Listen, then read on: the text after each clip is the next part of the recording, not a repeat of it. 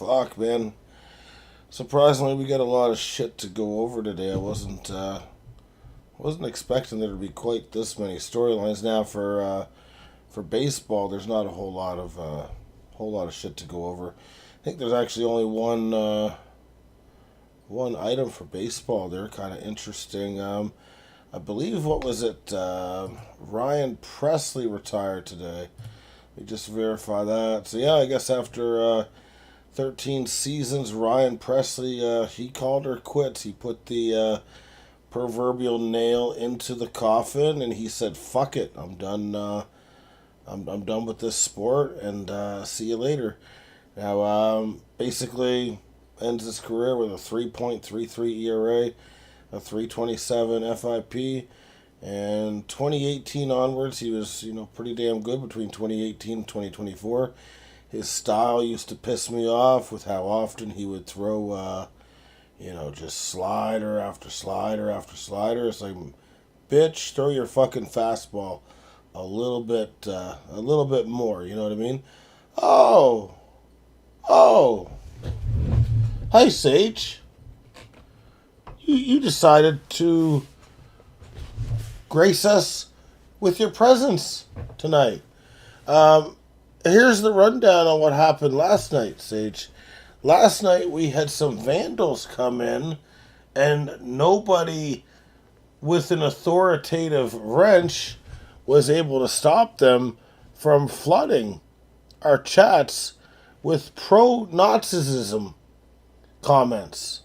These guys were all Hail Hitler, all this bullshit, and because of that, I had to pay a $200 fine to YouTube because they were spreading hate speech, Sage, because you weren't here.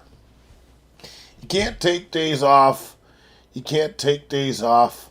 And you can't take days off. Sage, do I take days off? Well, I do sometimes take days off, but that's not the point. I'm privileged the right to take days off. But I pay you a good wage, and I needed you here last night, and you weren't here. And I got smoked. My image on Twitter has gone down. They're looking at the thundercloud as the thunder crap, and I can't deal with it right now. I fucking hate you, Sage. That's all I'm going to say. Let's get to tonight's games. Actually, no. I do want to go over a couple things first. Matt LaFleur and Brian Gutekunst will be re-signing with the Green Bay Packers. Now, the terms were not disclosed. It just says a multi-year extension. I know it's not a lame duck extension, but it is a lame duck extension. My guess, if they only went 2 years with the extension, that would make it 3 total. Most contracts are typically, 4 or 5 years. I think it is kind of Ed policy putting his foot down and saying, listen, you've got 1 year, maybe 2 years to show us you're better than a 7 seed and you can win, a little more in the playoffs. I think Ed policy is about to fuck shit up. Now, I think Matt LaFleur is a heavily flawed coach. He's got beautiful eyebrows. And he gets his hair cut every week, so that's important, right? We got some pretty boy over here. Well, maybe he should go doing some fucking modeling and get the fuck out of Green Bay. He's predictable. He has some stupid play calls. I do worry, though, if he were to leave, that it would stunt Jordan Love's development, so I will say that first and foremost. But I feel like he doesn't know how to coach this team up to what they can be. And I'm not sure who is going to be the person that's going to bring that personality to be like, okay, hey man, it's a 60-minute ball game. So here's point A. Then, the second quarter is point B. Third quarter is point C. And the final quarter is point D. So, maybe instead of saying, hey, let's just start doing good in the third quarter, maybe let's start fast. Or if we start fast, get a lead, don't just pound the ball to fucking Josh Jacobs all the fucking time. That's all I gotta say. So my prediction is they certainly did not give 4-year extensions to either Gutekunst or LaFleur. I like Gutekunst a lot more than LaFleur, I'll tell you that much. He's been doing the last few years for drafting, free agents, an exceptional job, so I do want him to stick around. But I think LaFleur's on the shorter leash here. And, I mean, yeah, if they had a season next year where they don't make the playoffs, could certainly see him getting fired. I think more likely LaFleur's gone after 2 years if things don't go the way. Because, I mean, you got a window right now. You got a window. With that said, I mean, there are things that are outside of his control, too. Tucker Kraft going down, Micah Parsons going down. Those are two all-pro types of players that went down, so let's not get too hard on them. But, LaFleur's back. Pretty much expected it. You don't want to fuck around with Jordan Love's development. I do agree with that. But we also had another coaching hire today. We had Kevin Stefanski, who somehow in Cleveland won Coach of the Year twice. Now being hired by the Atlanta Falcons, who have a fair bit of talent on offense. So I think bringing in, Stefanski is definitely going to work wonders for Bijan Robinson. They're fucking, like Drake London. They're fucking, Darnell Mooney. They're fucking tight end there, Kyle Pitts. I think it's going to bode well for them, and I think it was a good hire. I think I'm just trying to think, though, if I was Stefanski, if I would have gone there. Because the one problem I have is the quarterback situation a little bit. I'm not a huge fan of Michael Penix, if I'm being honest with you. Not a huge fan of him. But maybe he sees that this team is closer than, say, the Titans, who have Cam Ward. Maybe he likes Michael Penix more than Cam Ward. I don't know. But I know that Tennessee Titans fans are very scared right now. They're very docile. They're afraid that Matt Nagy, who is going to be getting a second interview with the Titans, is going to be their not just their offensive coordinator, but their head coach as well.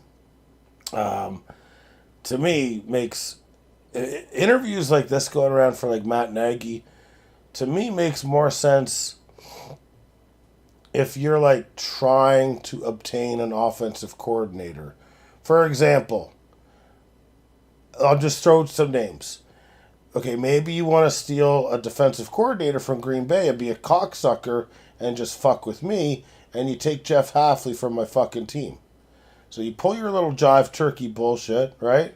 You take Jeff Hafley from me, make him your head coach, and then maybe that makes more sense as to why you were interviewing Matt Nagy, because you're going to need an offensive guy. Now, I do have question marks, extreme question marks, about Matt Nagy's ability to successfully coordinate an offense. I don't know. His last two jobs that I know of were Kansas City, and I believe before that was he Chicago Bears before that. I'm not 100% sure. But I think, yeah, if you're kind of going that route where you want to go defensive coordinator, and I think, the other guy you got there is that guy from Denver. I think Brian Flores, if you want a defense, man, Brian Flores is a hell of a defensive coordinator. I know he just interviewed with the Ravens, but Brian Flores he's a hell of a guy to hire, in my opinion, for a not just a defensive coordinator, your head coach. I don't know if I trust him as a head coach, but defensive head coach wise, there's not many guys better in the league, in my opinion. All right, let's get to the games that happened today. The first one is kind of, it was a hell of a game. Broncos ended up winning 33-30 in overtime against the Buffalo Bills. It really looked like Buffalo today, I don't know, man. Josh Allen fumbled the ball 3 times today, lost 2 of them, recovered 1 of them. James Cook fumbled it once today, and it was a lost fumble. And then you've also got Josh Allen throwing 2 picks, although that second pick, he had 3 touchdowns, but that second pick, I don't know. Did you have a chance to see that play, Sage? The throw down the field. I forget what receiver had it. It looked like he was hitting the ground, and then the defensive back was kind of on top of him, took the ball away. Did you see that play? Is that play a catch or an interception, or did you find that the angles were not great? I'm not sure I call it an interception, to be honest. I think it was a hard play to overturn. I understand it has to be called either a completion or an interception. It never hit the ground. Now, what is your basis for control when he took it to the ground? To me, it seemed like there was control, and you could argue that with the guy being on top of him to steal that interception, you could argue that he was touched down. And at that point, if there was some sort of control established, which I thought there was at that point, I really did think at that point there was, you would probably call that a catch. But again, I feel like the only angles we were getting were from one side, and we kind of needed it from another side. One thing I'll say too is, and this is not really regarding that play, but I really do think that, this replay assist this year has been great. And it really has been great, to be honest with you. They clean up plays really quick, that sort of thing. It hasn't taken a whole lot of time for the most part. But why aren't we using replay assist for, like, penalties? Why aren't we using it for penalties? I'm not saying to add penalties, because you could look for one on every play. I'm saying to subtract penalties.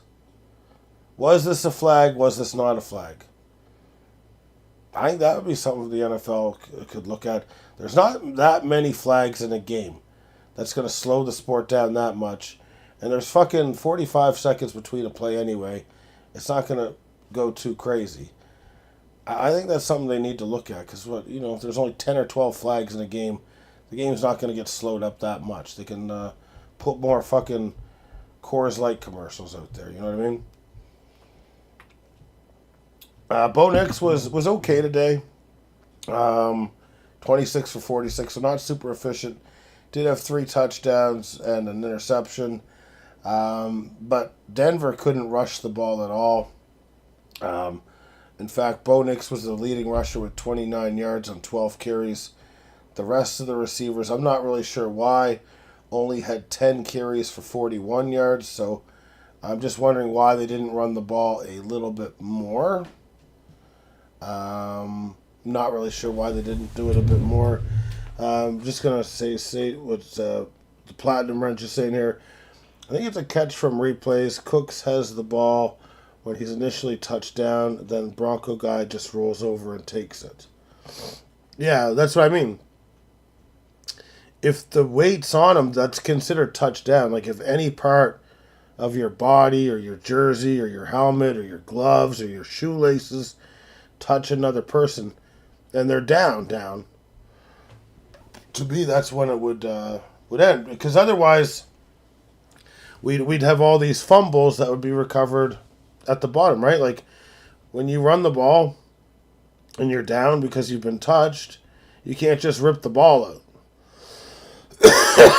I get it's a little different because he was on top of the guy, but I don't know. I do think it's an interesting question, honestly. Now, I'm going to say, it's really funny because, I've wanted the Bills to win. I'll be honest with you. I did want the Bills to win. But then I was kind of getting excited for Denver in the next round. And I was like, you know what would be really cool? Like, Denver, Bo Nix going up against Drake May. So I was starting to get pretty pumped up about that potential matchup. And then, of course, we learned that Bo Nix has been shut down for the rest of the season. He broke, I don't know, his ankle or some shit. Has to have surgery, I think, on Tuesday, I believe. They're bringing him in for surgery.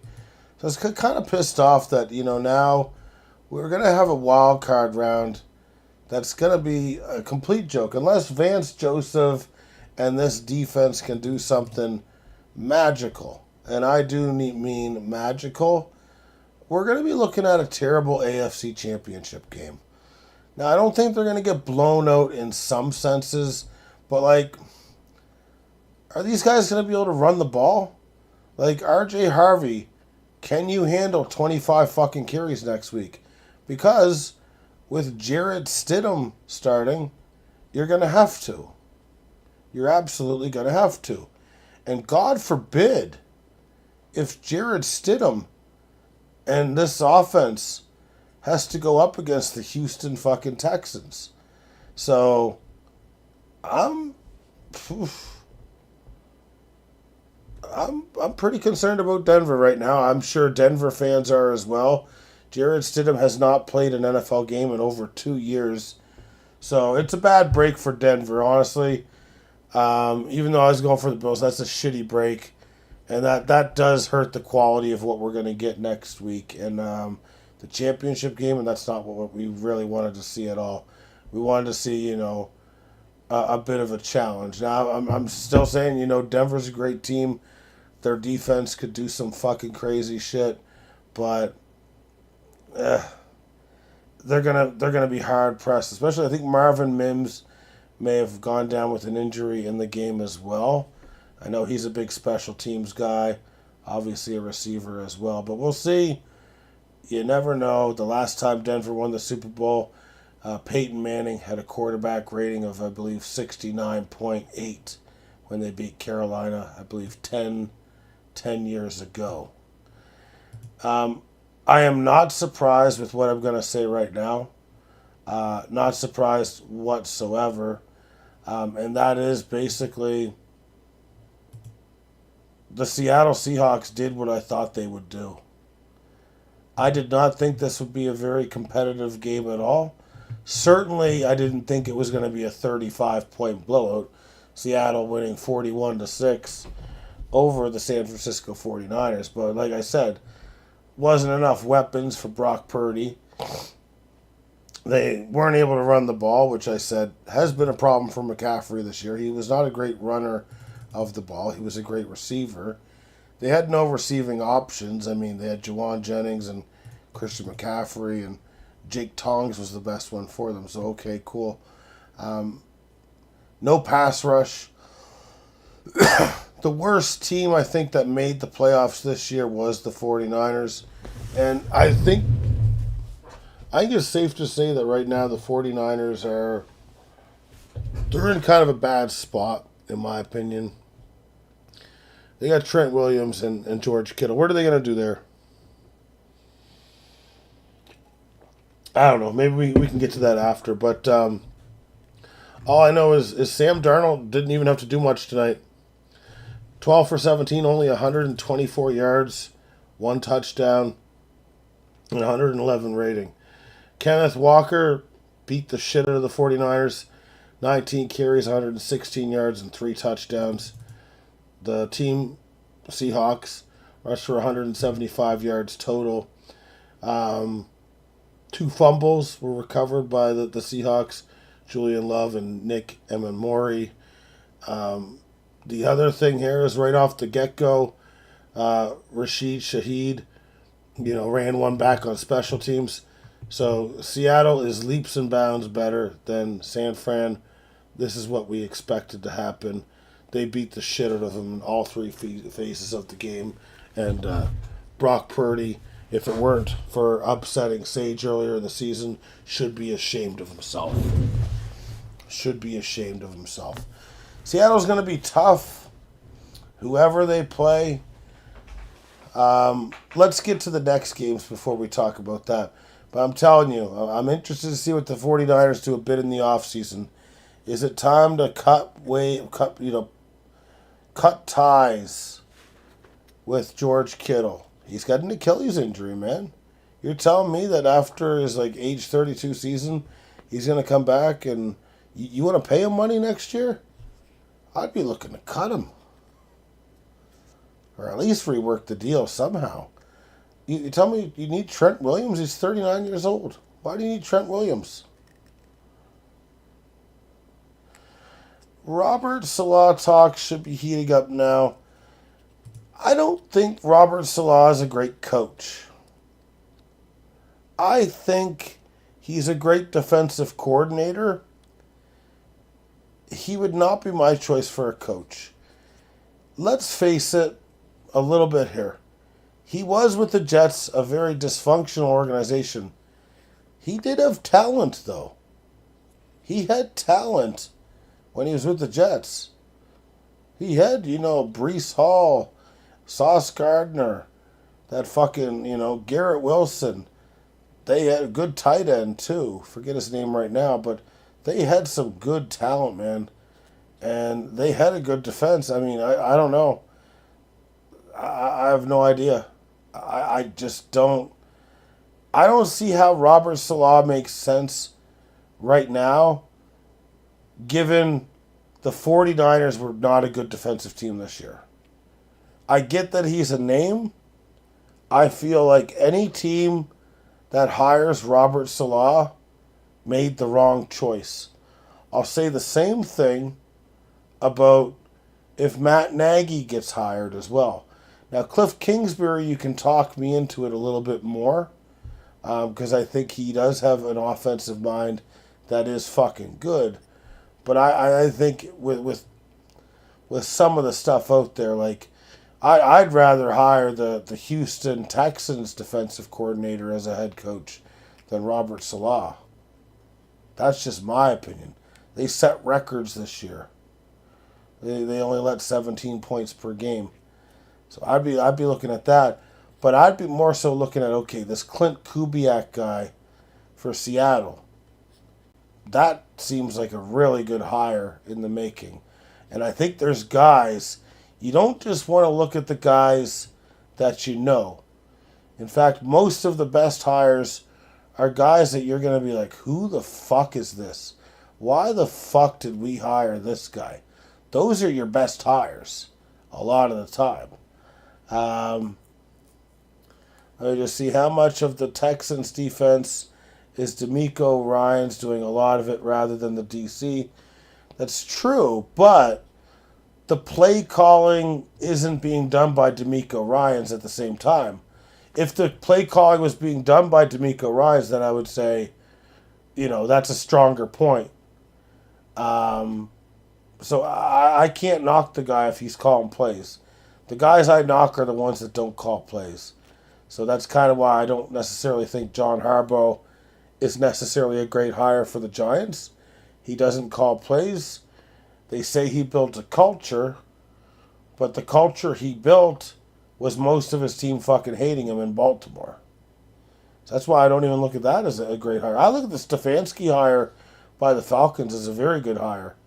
And, it might be a little unheralded because he sucks in terms of his record, but we all know that Cleveland's garbage. So Cleveland's an awful team. And they did stick him with some problems with that trade that they made for that fucking raper. You know what I mean? But yeah, I'm not saying DeMeco Ryans doesn't help the team at all or anything like that. I'm just saying the guy calls plays. So, it's tough to say. The same thing could be like, okay, how much is it the talent on the team? How much is it the talent that's on the team that's putting some of these coaches over? That's why I look at like a Mike LaFleur hiring from the LA Rams potentially, and I'm not necessarily feeling that juice as much. I'm not feeling that juice as much because you got Matt Stafford, Karan Williams, a pretty good offensive line, and two great wide receivers. That's why I'm not necessarily feeling it. But, like, Clint Kubiak, I mean, he's dealing with Sam Darnold. Sam Darnold is not Matt Stafford. Let's not kid ourselves, right? So there's problems there. their running game is not the best with Charbonneau and little fucker that ran for three touchdowns today. So, I mean, they got Jackson Smith and Jigba, sure. Cooper Kupp's not that good of a receiver anymore. So I don't know. I'd look at that Clint Kubiak, and I'd look at Clint Kubiak before I would look at whoever their defensive coordinator is. Got to look offensive first. In my opinion. It does typically create more stability. Just going to read another comment here. If the Titans don't make a hire this week, they are more than likely waiting on the Seahawks.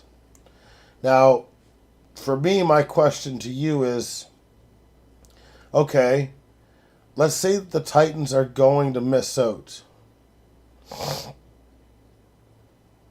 Let's say, well, they have to wait until after this week anyway, don't they? They basically have to wait until after this week before they can talk, because they're in the playoffs, right? They have to get eliminated, basically, right? Is that how it works? Or is it just, no, they can talk before the Super Bowl. I think before the Super Bowl is when a lot of these coaches that are going to be like on the Super Bowl teams that are going to start talking like more, that sort of thing. Now, my question is, okay, if they're waiting on a Clint Kubiak, what happens if Clint Kubiak goes somewhere else? Is there a backup for those other teams as well? So we would say probably getting eliminated, and we'll get to the game soon, probably getting eliminated this week is probably going to be Denver. So you'd be looking, okay, Denver's got Vance Joseph. So Vance Joseph is potentially a guy that could interview. Potentially, I would see. I kind of we'll get to the picks. You got Houston and you got New England. I don't think New England has anyone on their roster that Tennessee is going to interview. I think maybe the defensive coordinator for Houston would be interviewed.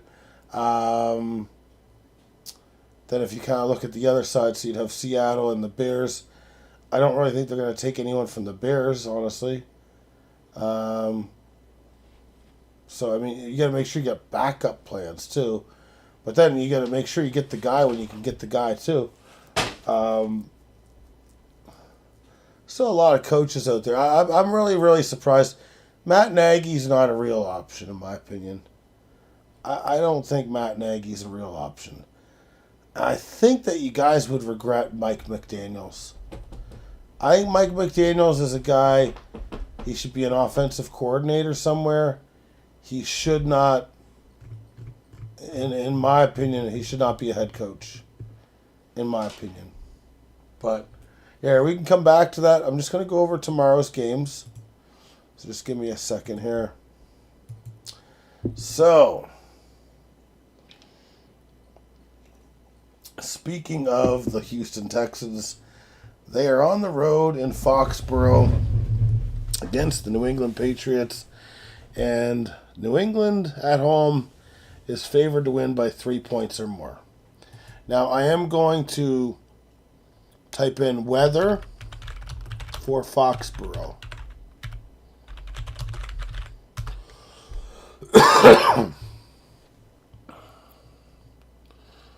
Again, it looks like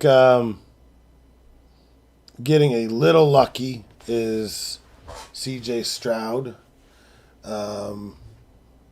Looks like it's only going to be -2. Now, let me see if that's nah, there's going to be a little snow though. There's going to be a little snow.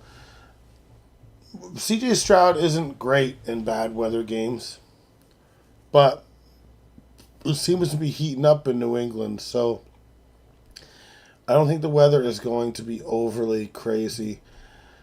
I gotta say it, I'm sorry. I just think that this Houston defense is smothering. I'm going for Drake May. I want Drake May to win. I think he is a future Hall of Famer, and I love how he plays. New England can win this game. New England has a good defense of their own. Not a ton of pass rush outside of Milton Williams, but they do have the ability to run from three different players. You know, Drake May, Travion Henderson, Ramondre Stevenson. They do have that threat. Drake May can pass the ball. It's just going to be so hard against this defense. This defense is going to be really hard to fucking pass on. But you know what? If he's able to beat Houston, then New England's going to the Super Bowl because they'll definitely beat the Broncos up against Jarrett Stidham. So I'm hoping New England wins, but I got to pick Houston to win and, you know, +3 it up there too. So that's my pick. I'm picking Houston. It's got nothing to do with C.J. Stroud being the better quarterback because Drake May is the better quarterback. I don't make my thoughts based on it's one guy against another guy because there's 53 of them and most of them get fucking played. Now the LA Rams on the road against the Chicago Bears. Interesting game in a few ways. Now first and foremost, I do want to check the weather because the LA Rams are pussies. I probably shouldn't have typed in Chicago Bears weather. Wait, no, that's all right. Oh, wow. Huh.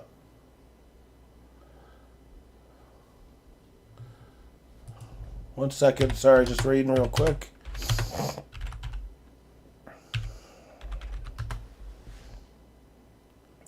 It'll be chilly, so it will be -7. It's going to be snowy. There's going to be wind gusts up to 35 miles per hour.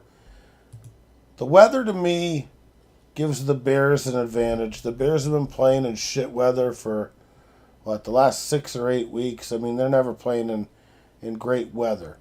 Now, the Rams are favored to win by 4.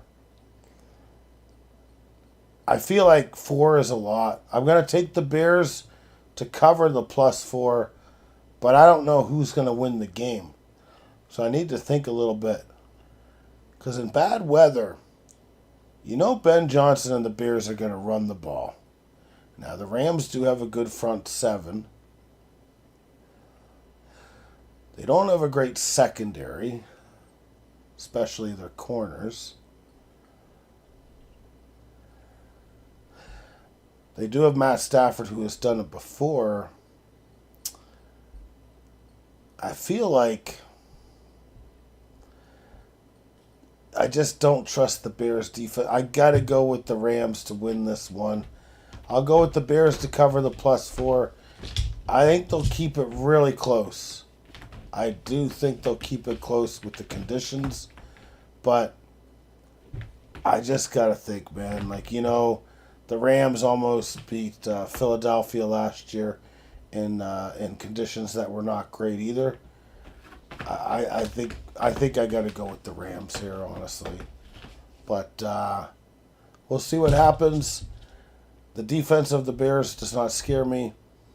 The Bears going against the Seattle on the road in the conference championship to me would be a joke, would be a laugher. The Rams going to face them for a third time, I think would be pretty awesome, and I think the Rams could win that. The Rams could turn over Sam Darnold, so let's just punch it in. Rams and Houston will be advancing to the next round, where Houston or New England, if New England could do it, the winner of tomorrow's game between Houston and New England's going to the Super Bowl. I'm sorry, Jarrett Stidham. That's one lousy thing. That's just shit on the whole event, in my opinion. It sucks. There's no other way to say it. Rams in Seattle looks pretty juicy, so that's what I think we're going to see next week, and I think the Rams actually have a chance. But I'm telling you, this bad weather is an equalizer. Typically speaking, bad weather favors shittier fucking teams. And it also favors teams that can run the ball too. So we'll see what happens there. Now let's just make sure nothing was missed here.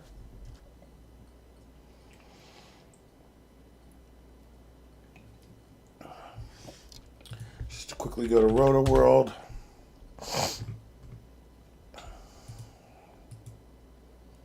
No, we're good there. All right. I am doing a run of Slay the Spire. I started it last night. I need to see what happens, but before I do, I believe Sage has a comment here. McCarthy checks the winner experience boxes. Now, the thing about McCarthy for me, the thing about Mike McCarthy is, I know he lives he's from Pittsburgh, obviously probably has a home there, and he also resides in New York. So I thought he would have been a good option for the New York Giants. Now, he could be a good option for Pittsburgh, but one thing about Pittsburgh,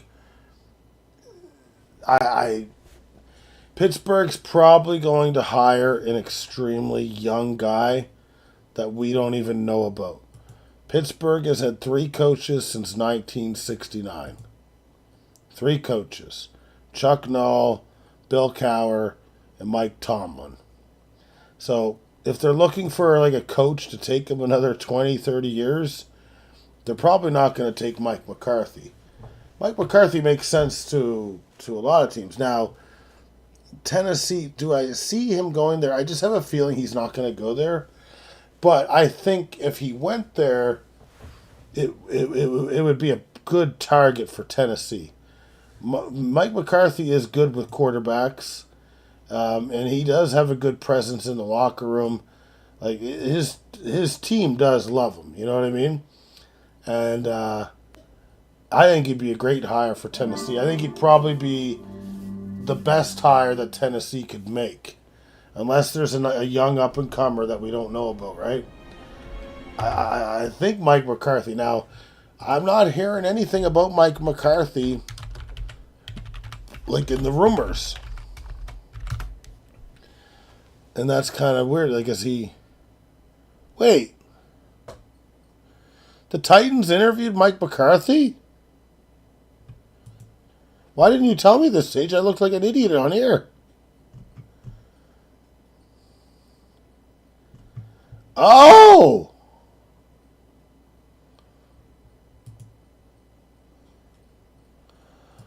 Oh.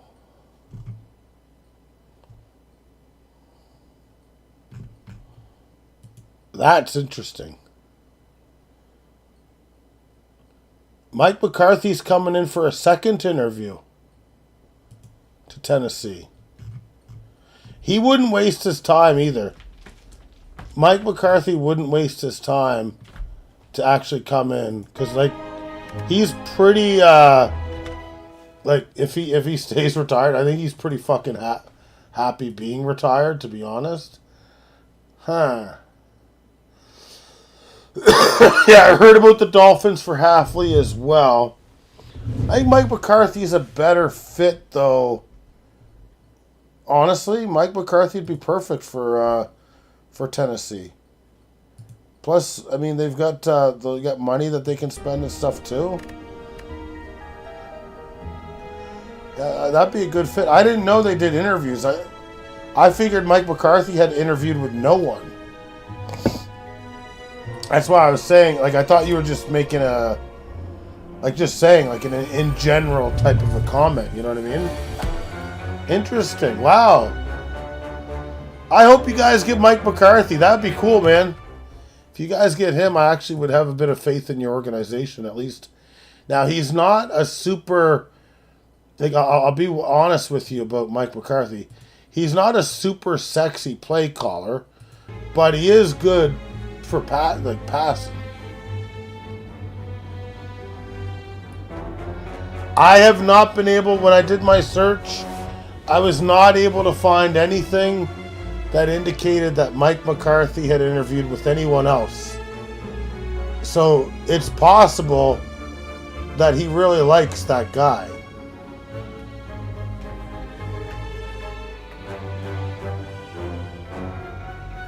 That guy being Cam Ward. I'm trying to get this working here. Huh. I had no idea. You'll have to find out though. Is that true that he has only met with Tennessee? If you can find that out, to me that's big. Yeah, Cam Ward's development is number one. I agree there.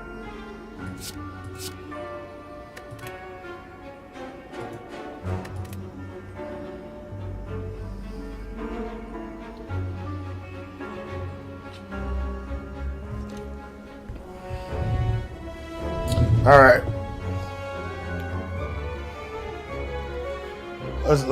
I gotta have a good hand here.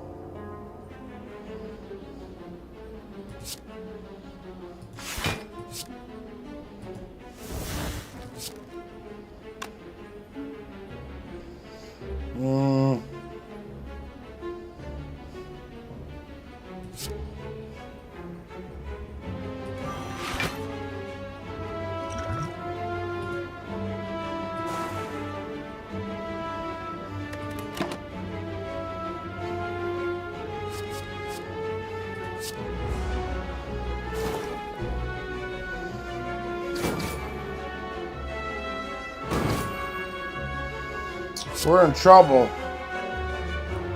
Right off the bat, we're in trouble.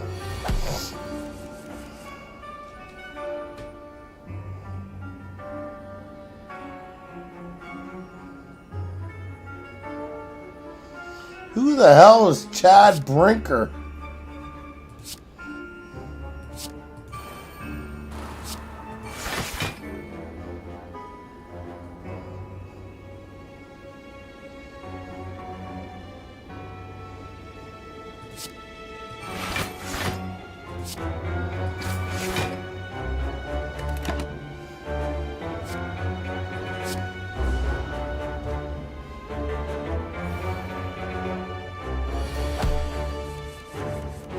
Oh, he's one of our top scouting guys? Well, thank you for your service, Chad Brinker. We appreciate everything you've done.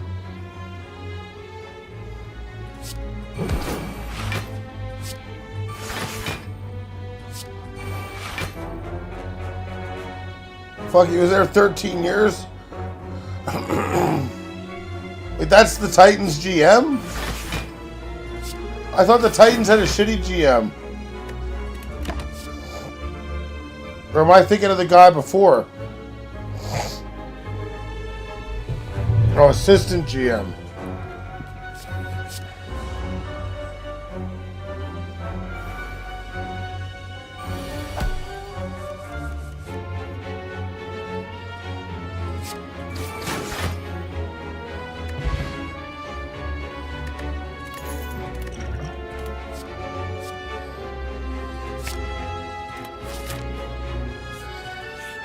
I'm not ready for a boss.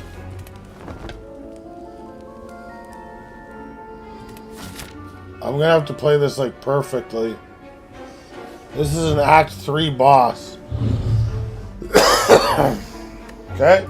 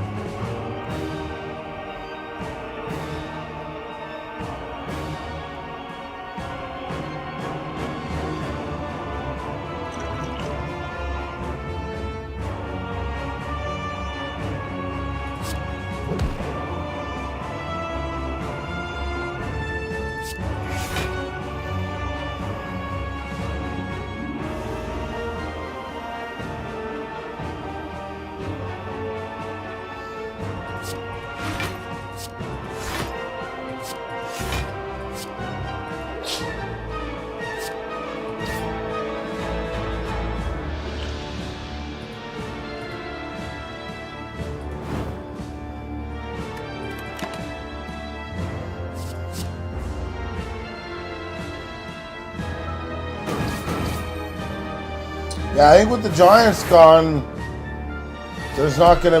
He's probably not gonna go other places.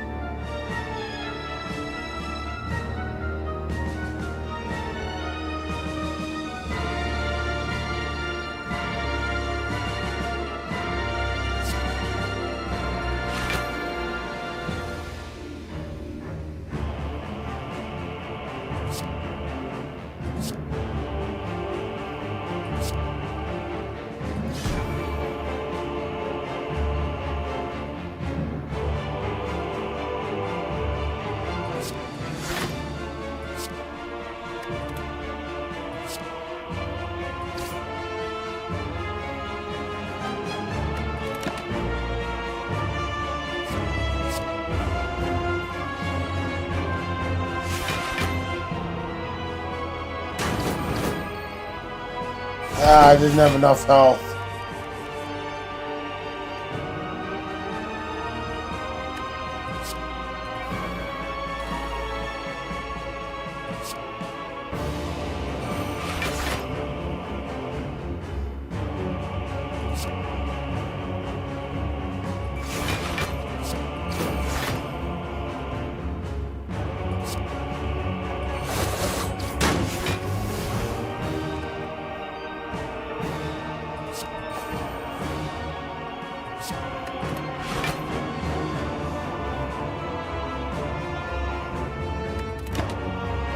I gotta play a perfect game.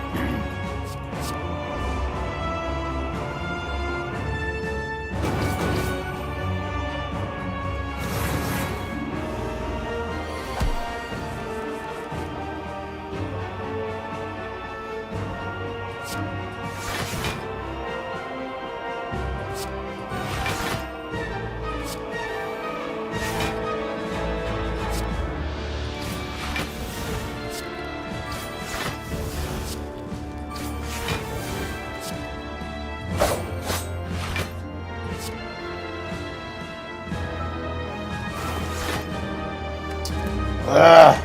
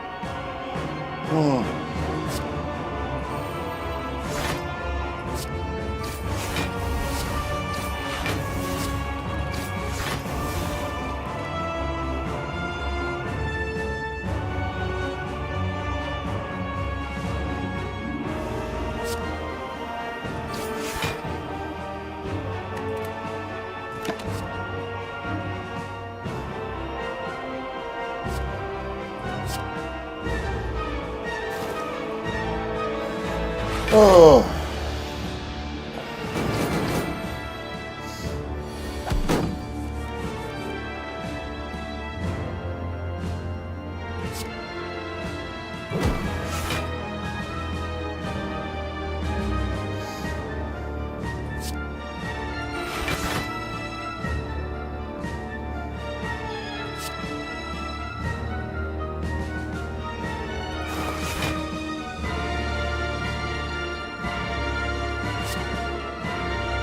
Ah, I'm gonna die right here.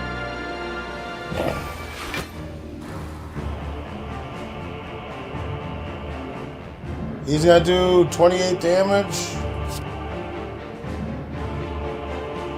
I've only got 28 left.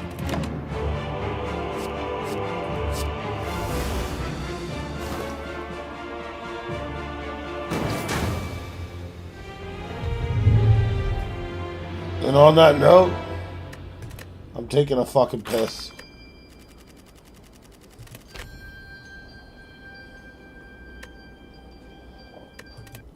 Give me 1 minute here. Scrambles don't touch anything.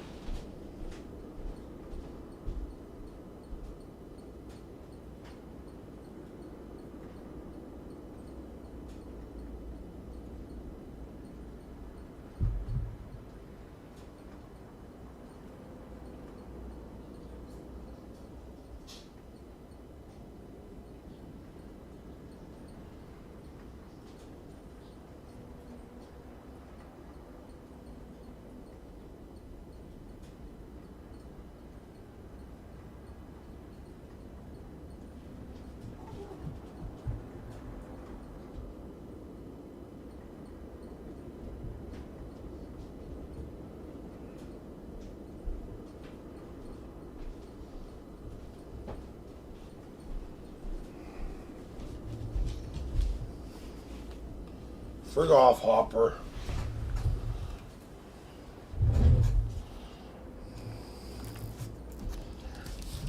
I said frig off, Hopper.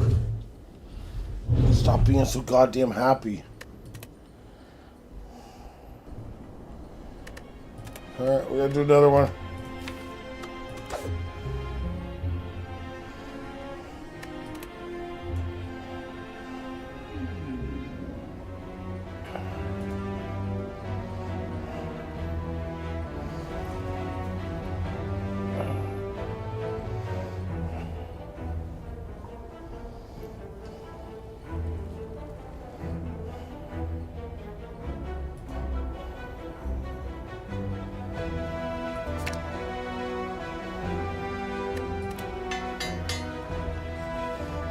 Alright, let's see what the fuck happens.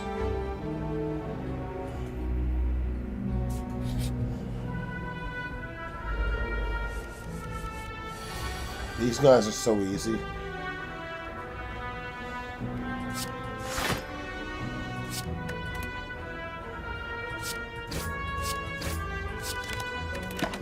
Oh yeah, I gotta get my fucking energy up.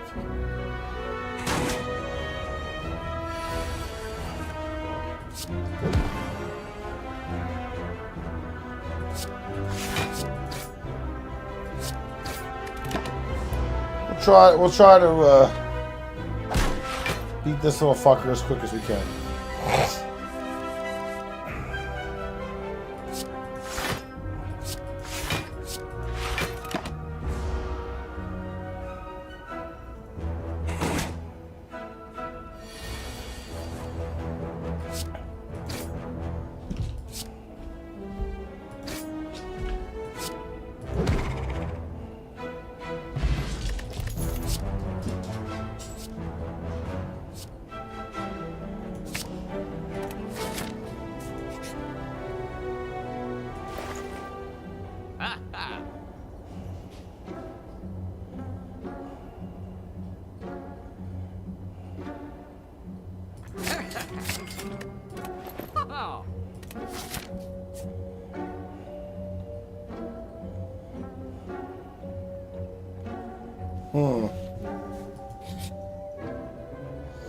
Guess we'll see how this one goes.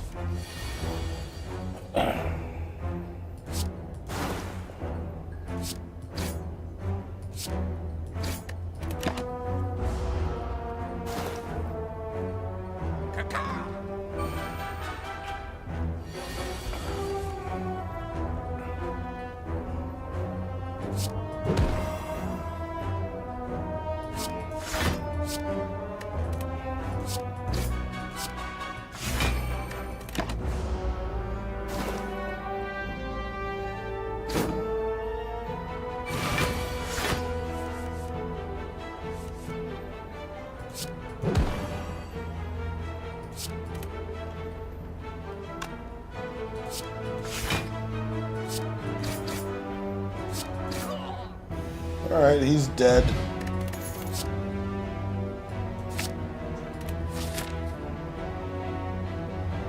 What do I want here?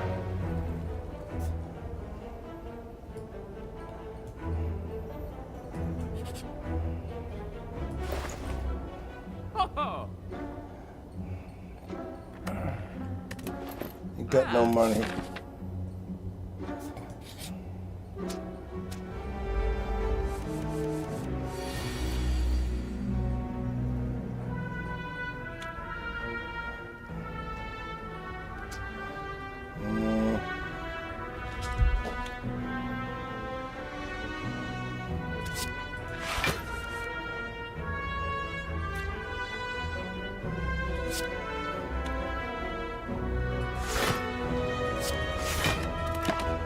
Okay.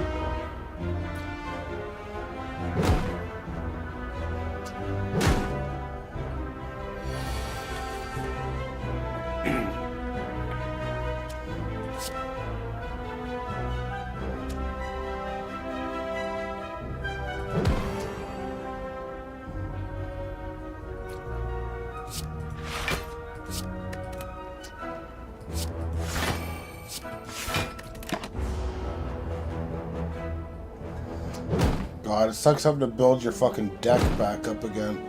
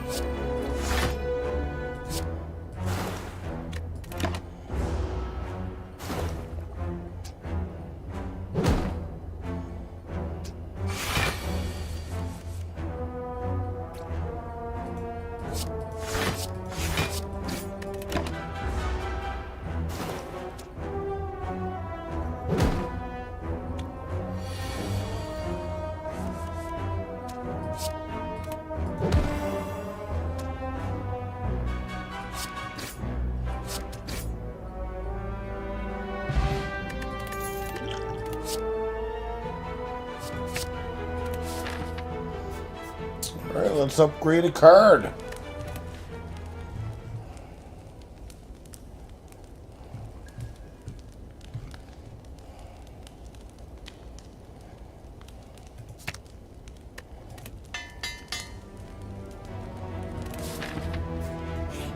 Alright, mini boss time.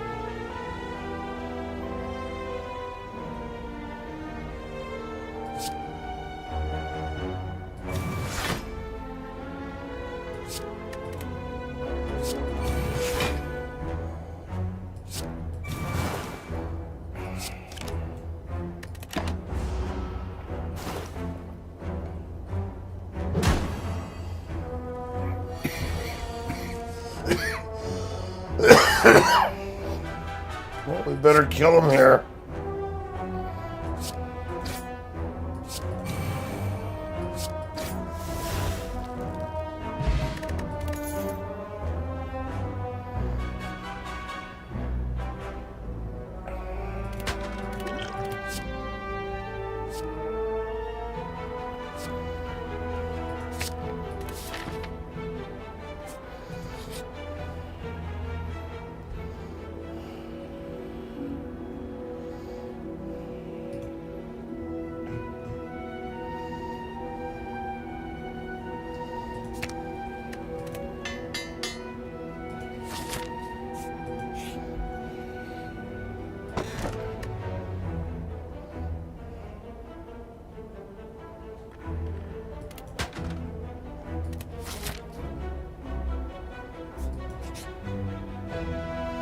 That was a weird relic to get.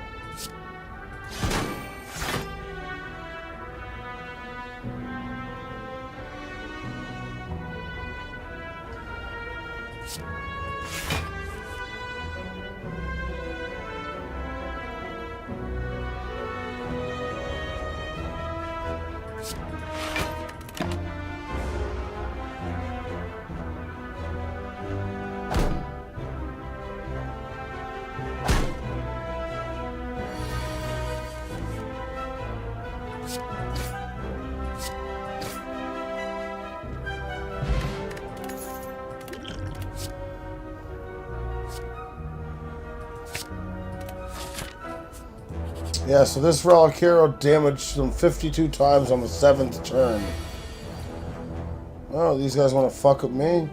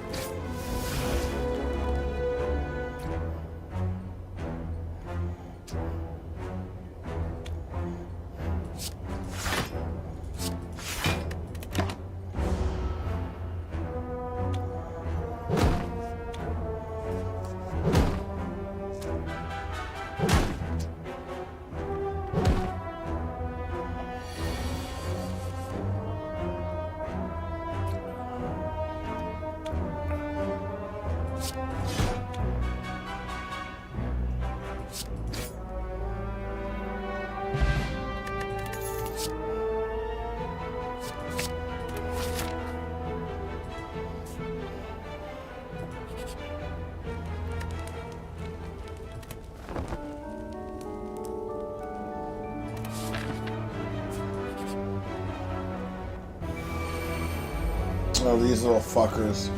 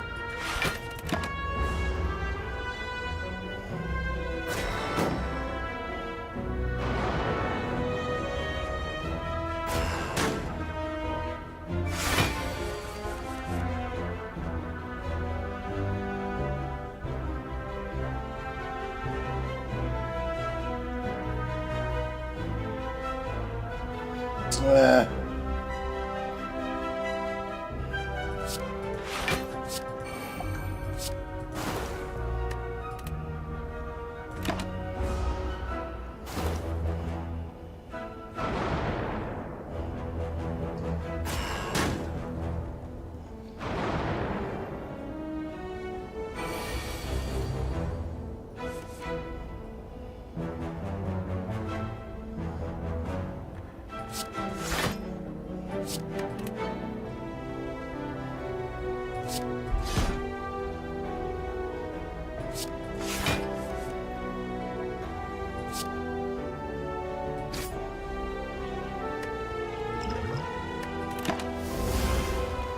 we go again.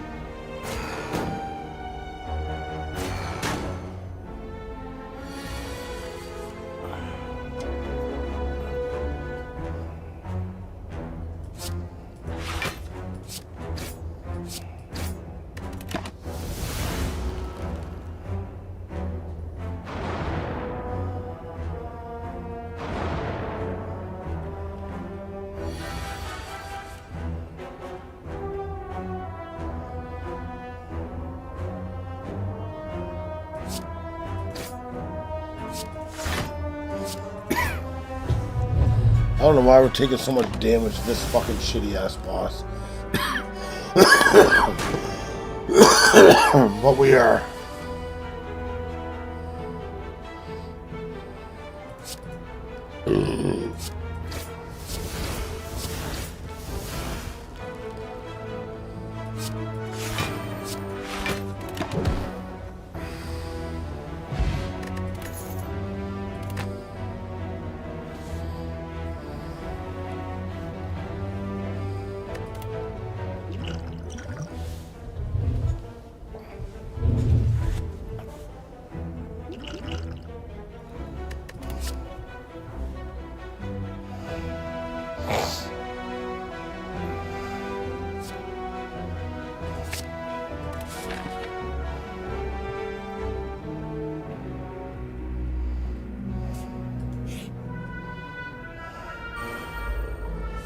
These stupid fucking idiots.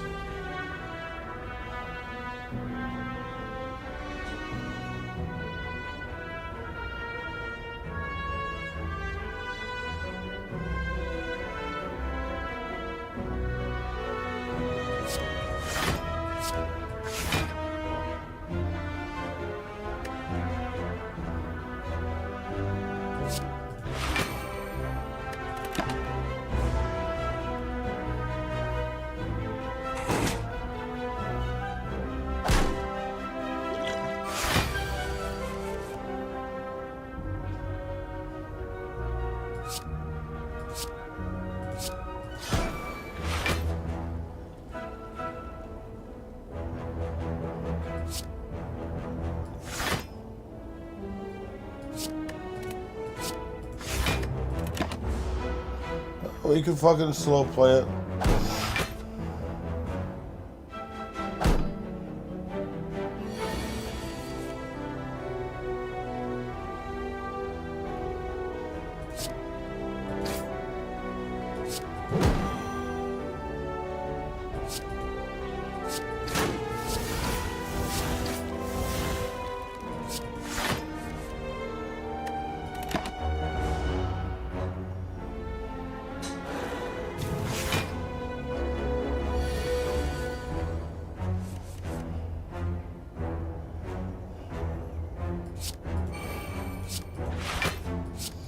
Need to get some better fucking cards, man. These cards are trash.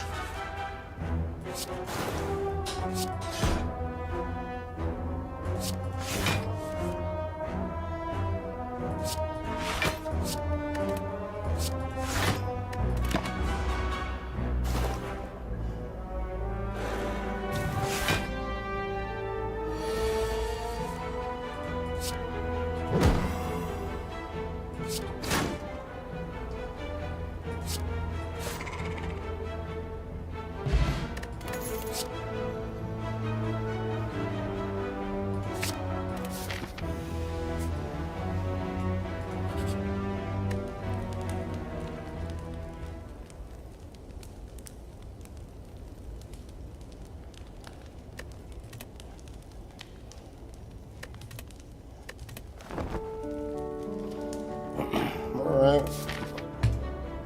Act 1. This one's not so bad.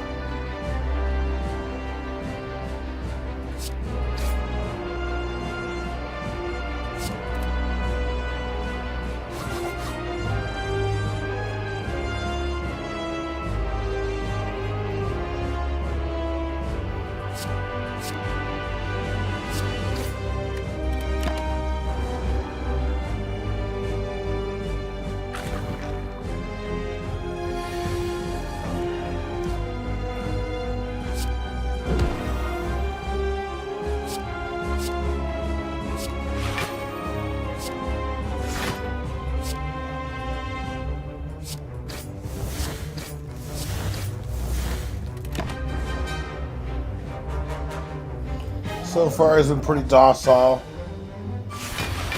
Now he's not docile.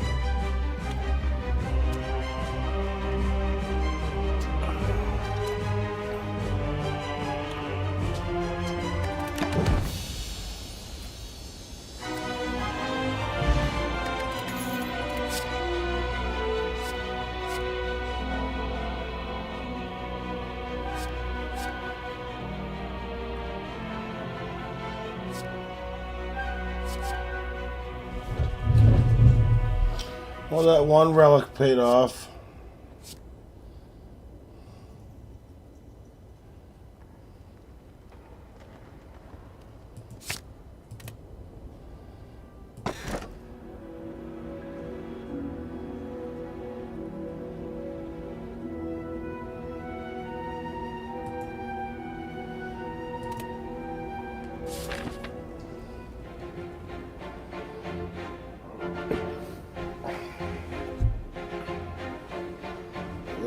Let's start here.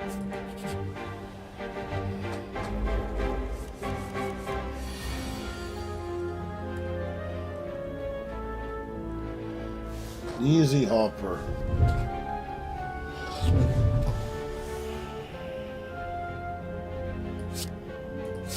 Easy, you don't have to hit me, hopper.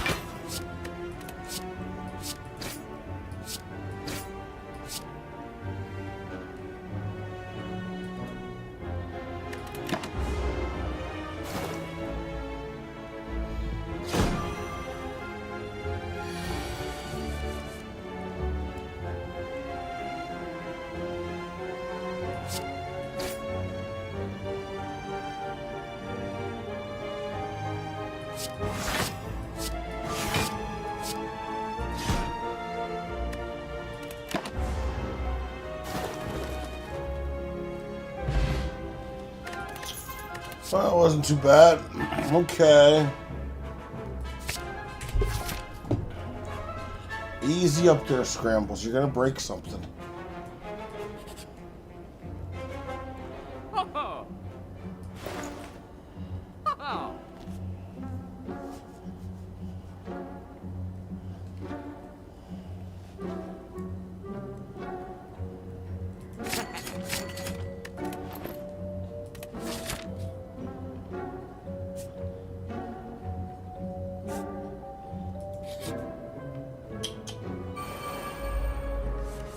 Fucking looters again.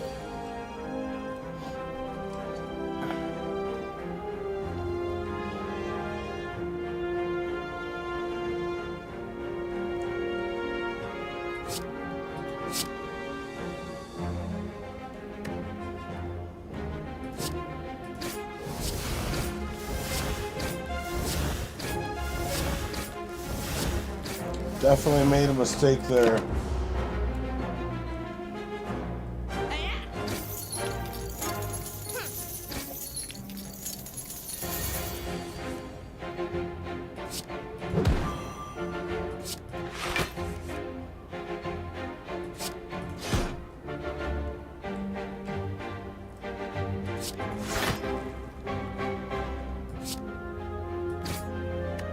That was a stupid mistake. Oh well.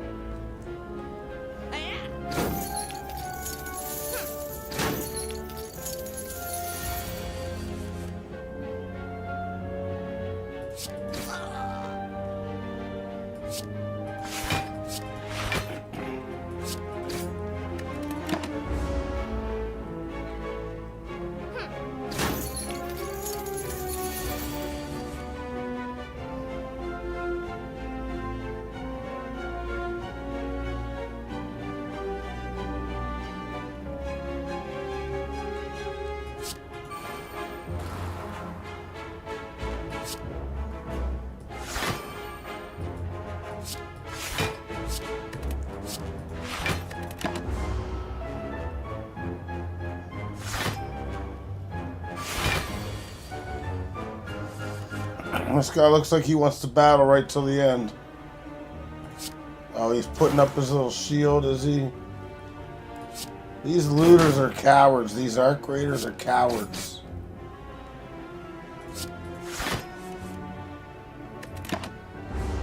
Yeah, well, give me back my money, man.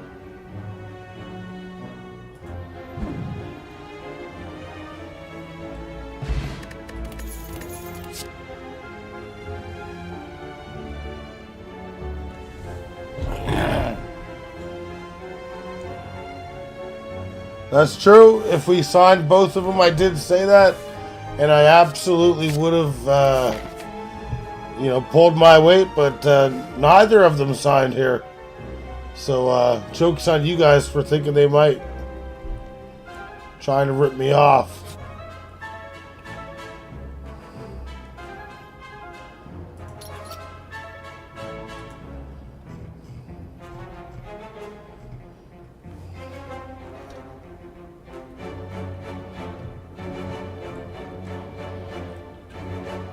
It's safe until like 2 years from now.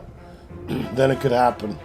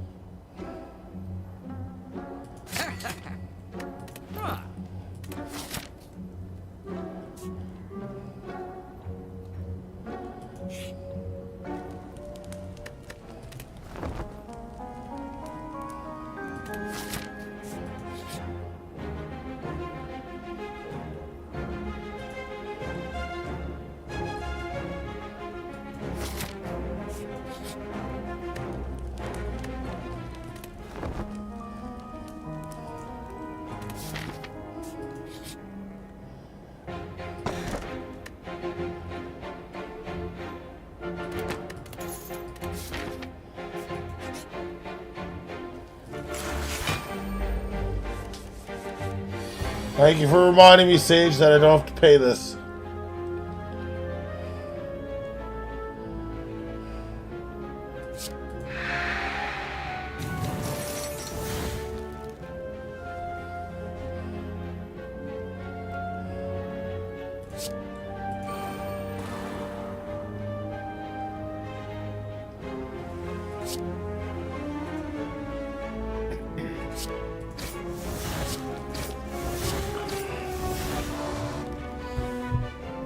Thank God I don't have to pay it.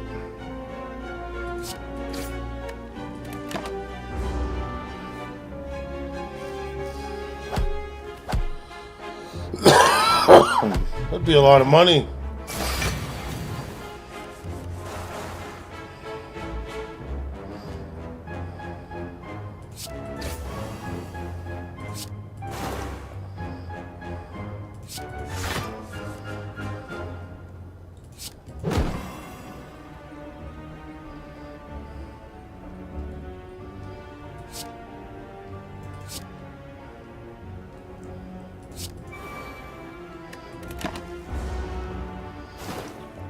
Thank you, Sage. That's what I was hoping for.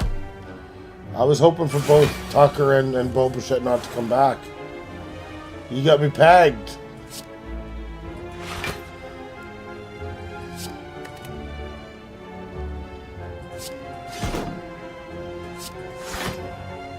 That was a stupid move there. Fucking dumbass move.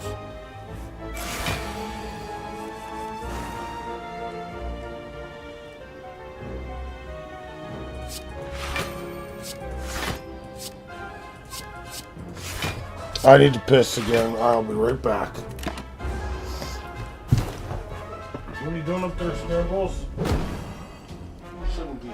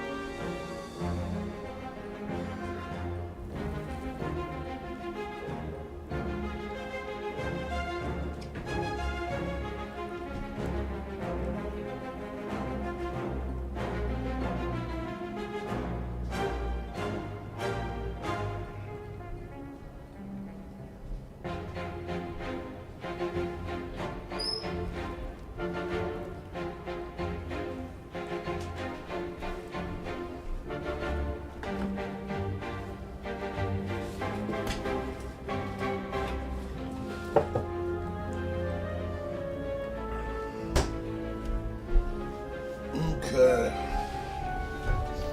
Let's see if we can fucking take care of business here. Should I throw not more poison?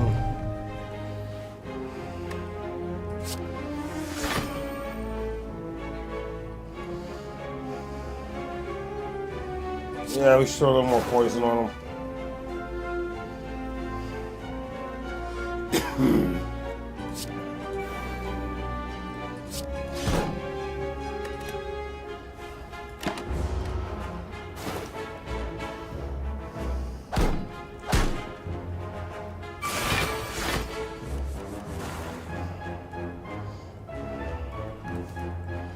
Well, I probably should just play defense at this point.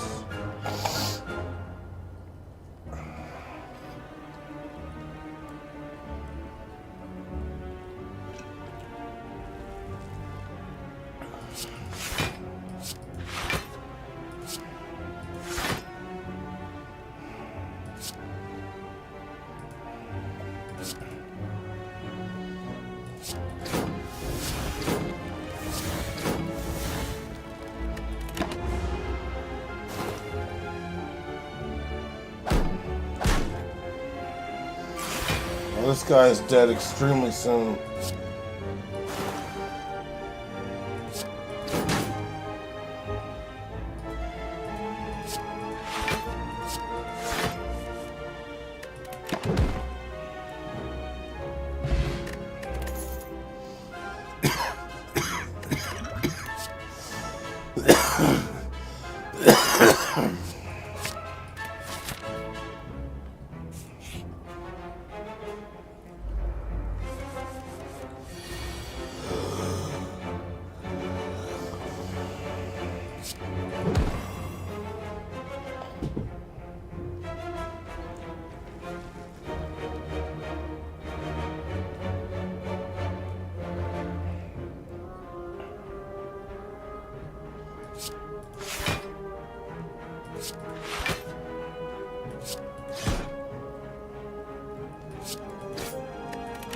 Let's see what happens here.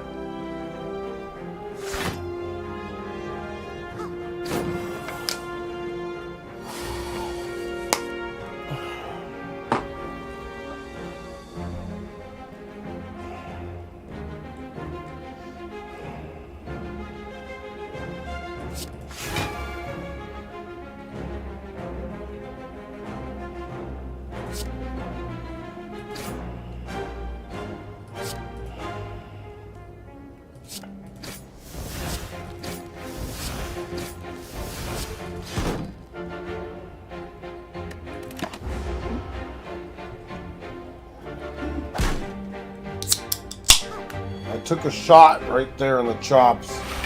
Can't do that again.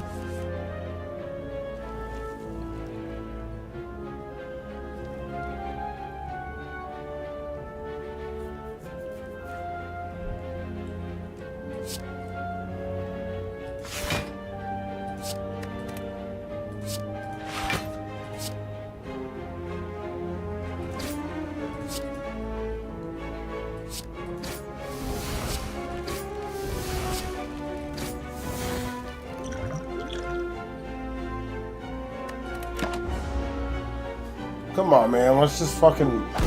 Let's get to the bosses.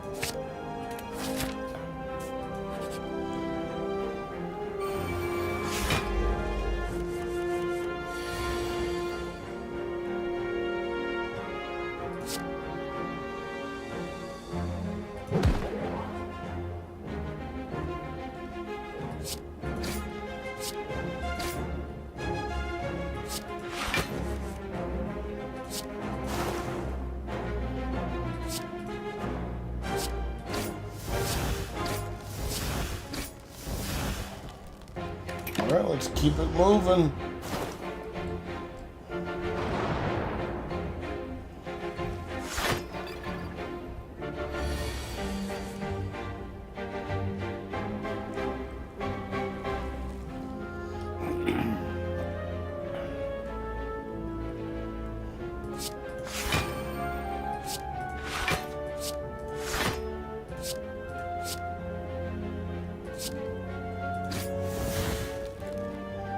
Damn it. Thought they'd give me 3 of them.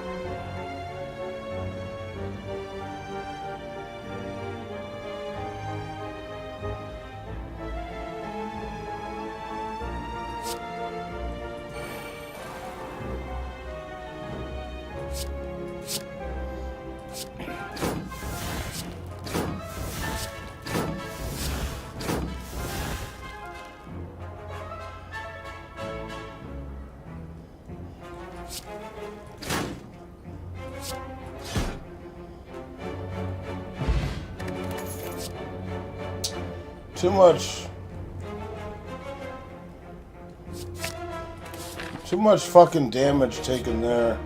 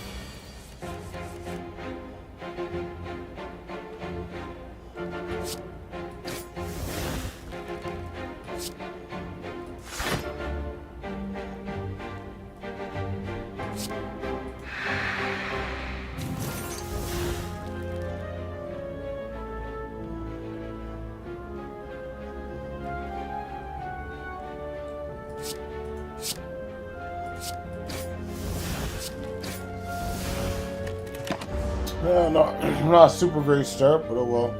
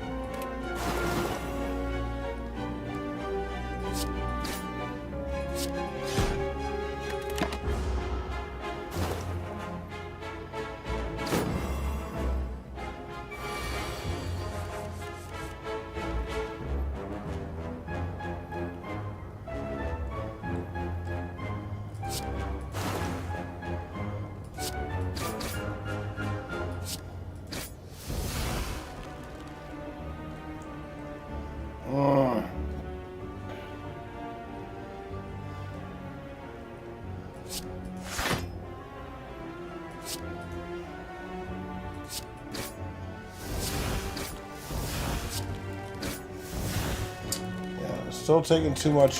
Still taking way too much fucking damage here.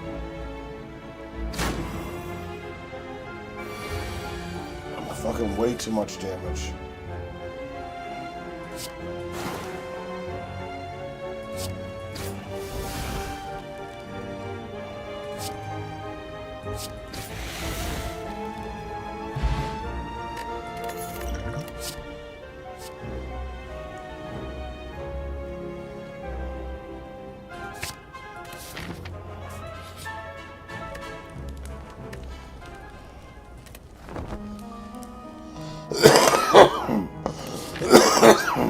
Alright, Act 2.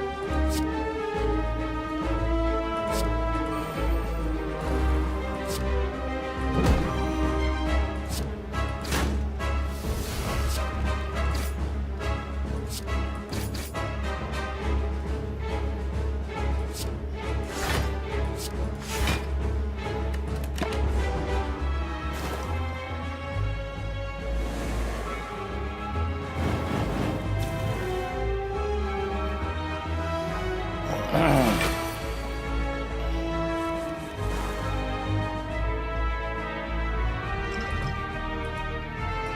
gotta hope that potion does what it says it's gonna do.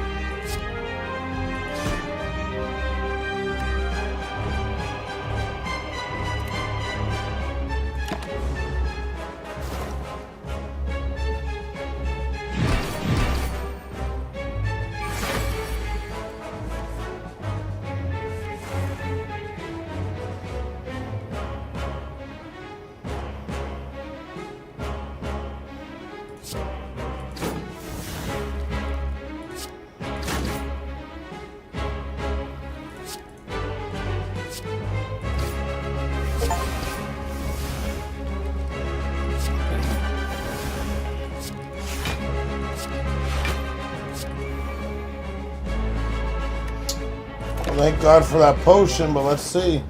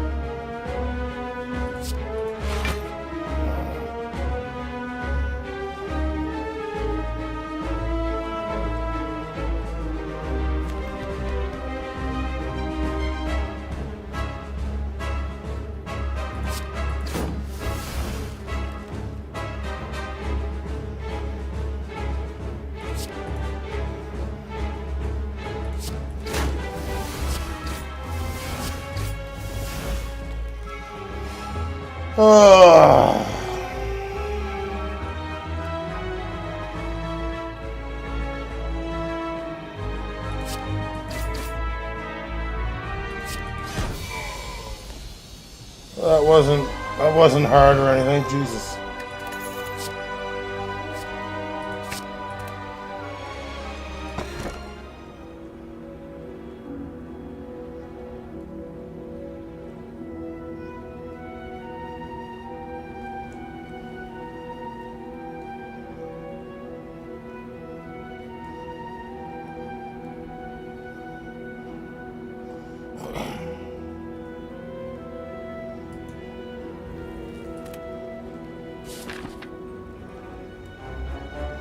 Can we fucking beat Act 3 yet? Jesus Christ. Put a poll up, Sage. Can we actually beat Act 3?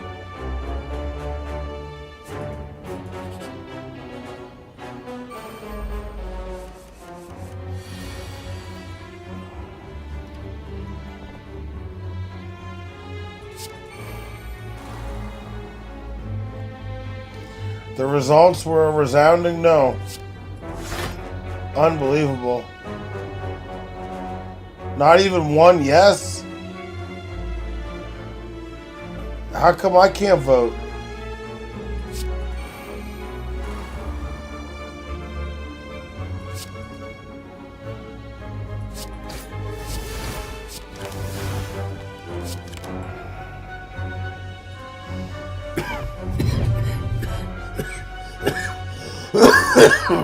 I fucked up with this guy.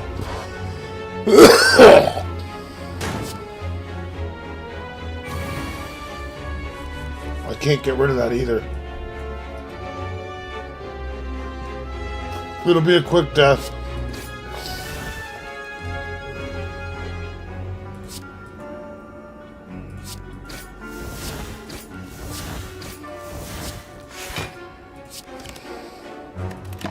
What a stupid fuck up that was. I didn't know what it meant. I thought it meant something else. Alright. That's alright. That's how you fucking learn.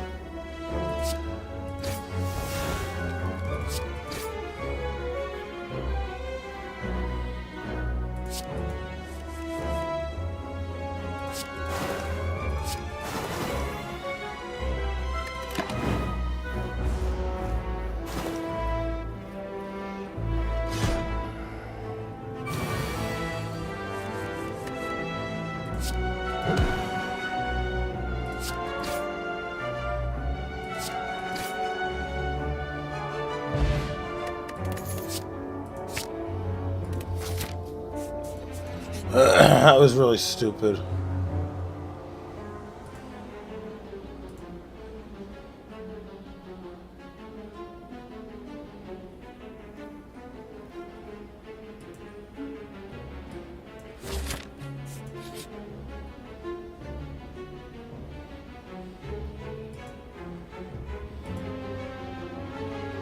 I can't. It's over.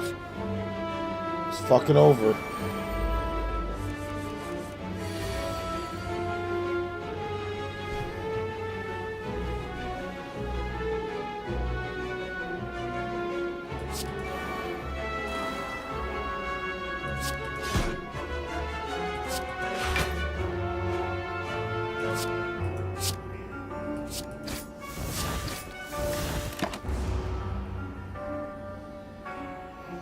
Some big damage coming right here. One more and we're out. We're all knocked out.